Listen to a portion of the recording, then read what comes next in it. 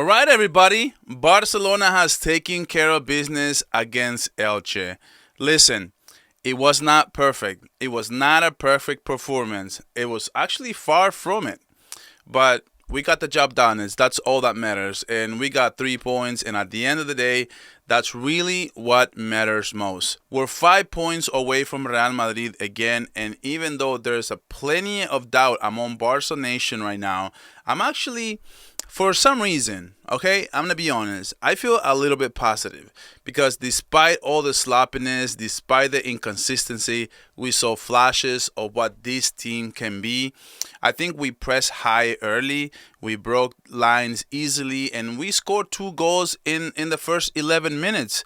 No, I think for a moment there's a lot of positives to talk about. So today, let's talk about it, right? Let's go through my 5 key takeaways from this match and what went wrong and what went right, really, and what we can learn from this match. And it's kind of like another confusing Barcelona performance.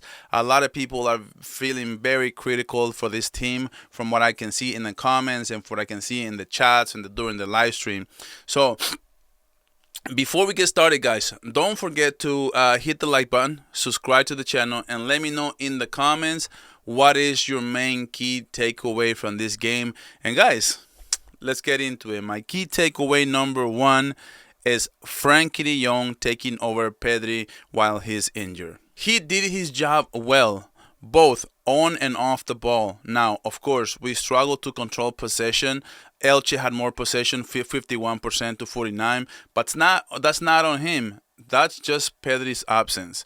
You simply can't replace Pedri with Casado, and with all due respect to Casado, and expect to have the same type of rhythm and composure in the build-up. You can tell the chemistry between Casado and Frankie De Yong just was not the same. It's still kind of a work in progress, and they barely played together like this season at all because Pedri has been played 73 out of 74 games. Only had 1 game of rest during Hansi Flick tenure. So that goes to show you how important Pedri was for Hansi Flick even. But here's what kind of gave me hope. Frankie took responsibility. He tried to dictate the tempo and he covered space very well. He demanded the ball. He took a lot of leadership. Now, here's the issue though. When you're comparing Casado with Frankie and Pedri with Frankie, it's not even in the same stratosphere. Compare that with Frankie, that he normally has 100 touches per game. That's a massive drop off in terms of controlling the football. So I expect Flick to kind of test Mark Bernal here pretty soon because we need something different. We need more stability in the area, and I just don't think Casado's level, man. Last season, it just felt like it felt like people were playing extremely well, and and it was so contagious to where everybody was playing great. Now it feels like the flip side. Like it's like players are playing bad, and it's literally contagious, and everybody now is playing bad. So even Casado, for example, it's another great example. Don't get me started with Kunde. So still, I'll say it. Frankie did enough to keep this midfield afloat, and that's not easy to do, especially without Pedri. So I'm giving Frankie just a lot of love in this point. So my point number 2, my key takeaway is Flick management is becoming a problem. Look, this one might be uncomfortable for some fans, but I'm just going to go ahead and say it anyways. Just let me know in the comments how you feel about this. I'm starting to question Hansi Flick's player management. We saw it with Pedri, that injury. We saw it coming from like miles away. We literally ran him into the ground until the wheels fall off, and the wheels have fallen off. Like he's injured, and now he's gone until like early December is what people are saying. Then he took Lamine Yamal. He literally played whole 90 minutes in this game. He subs him off for Rooney Bargi in the 88th minute. I don't love that, and he didn't just. No, Lamine Yamal didn't have his best game. He had great moments. He had the goal, and he had a couple times in the first half where he had his best stuff and looked like he was running, and he was actually being very relentless in the first 15, 25 minutes of the game. He had two opportunities where he just literally tried to like just one touch it, and it was just shooting it way, way, way sky high. Like it looked like a baseball fly ball, right? So I don't know. His stuff is not there. I think Rooney Bargi could have played a little bit more, maybe 20, 25 minutes today, and this is why I'm still like questioning Hansi Flick and his player movements. To be honest, I think Rooney Bargi has looked sharp when he has given the chance, and yet he barely sees the pitch for more than 2 minutes. I think that's not good. It's poor rotation. It's really risky, especially with Lamine Yamal if he is in fact injured. So I think defensively as well, Flick still has a lot to figure out in the back line. He has not figured it out. Today is Araujo and Eddie Garcia, a combo we haven't seen much this season. And we're 12 games into like La Liga this year, and we're still experimenting. Like I don't understand how much longer we are going to be experimenting. He needs to pick four straight and just stick with them. And I'll say it again. Kunde shouldn't be starting anymore. Right now, stick to a consistent back line of four. Start Eric on the right, Araujo, Cubarsí, or Christensen with Balde, and just stick to that every single game for the next 4 games and watch. They'll start knowing how to play with each other, and they'll start playing better. But now we're rotating players every single game, and so tactically though, the pressing.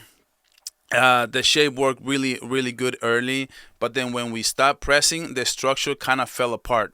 Flick needs to stop overthinking and start stabilizing this team. This is really what I think Flick should do. But let me know in the comments how you feel about this in particular. Lamine Yamal is my key takeaway number 3. He's still not 100%, but he's still special for what he can do still. Let's talk about him. This kid, man, this 18-year-old kid. Even at his worst, he's still better than most wingers at their best. He showed glimpses early today, but you could see him slowing down throughout the game as the game went on. That's not really attitude. I think this is the injury discomfort 1000%. But let's put Lamine Yamal's season into perspective for just a little bit, okay? Lamine Yamal this season has 11 games, 4 goals, 8 assists, 56 dribbles. That is 5 per game. That's very impressive. And this is while not being fully fit. Imagine what he can do once he's 100%. This is what people call a bad season for Lamine Yamal, or a bad stretch. So yeah, I'm worried about the physical side, but I'm not worried about his future. This is just like a bump on the road, and the next 10 to 15 years for his career, I think that's where the magic will happen once he is fully recovered. Now, my key takeaway number 4 is Balde at his best is Barcelona's offense. One of the most underrated performances was today from Balde. And not just today, but in general. Balde always...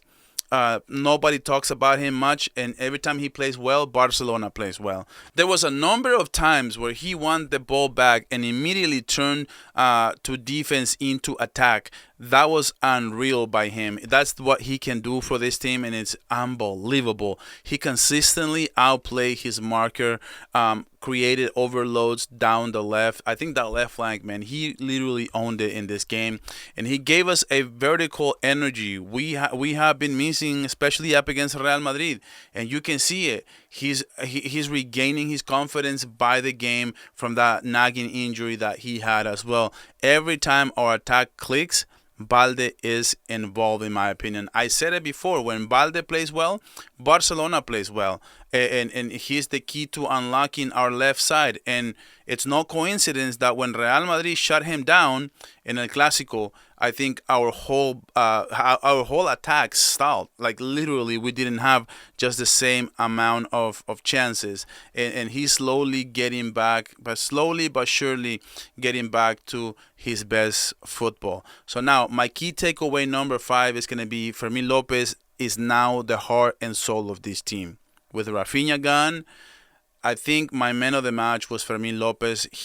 This kid is a baller, bro. Like, I love Fermín López. He was everywhere, pressing, running, creating, assisting two occasions. a lot of people are gonna say he's been selfish. Yeah, you can say that he's been selfish, but he had 2 assists. He didn't have a goal today. He had 2 assists, so you can tell him it's selfish, but scoreboard will say otherwise. And I know there's a few chances there where he can probably pass, and he's trying to get a goal, but he has that kind of confidence, and I think he finished the game with like 2 big assists. He finished this game with 2 assists and the level of energy that completely changed the tempo and changed the game for me, in my opinion. Last week, everyone talked about his selfishness, and I think that he clearly listened. And you can see him trying to pass the ball a little bit more. He did have a few occasions, like I said, and I think today was a very good game from Fermín López.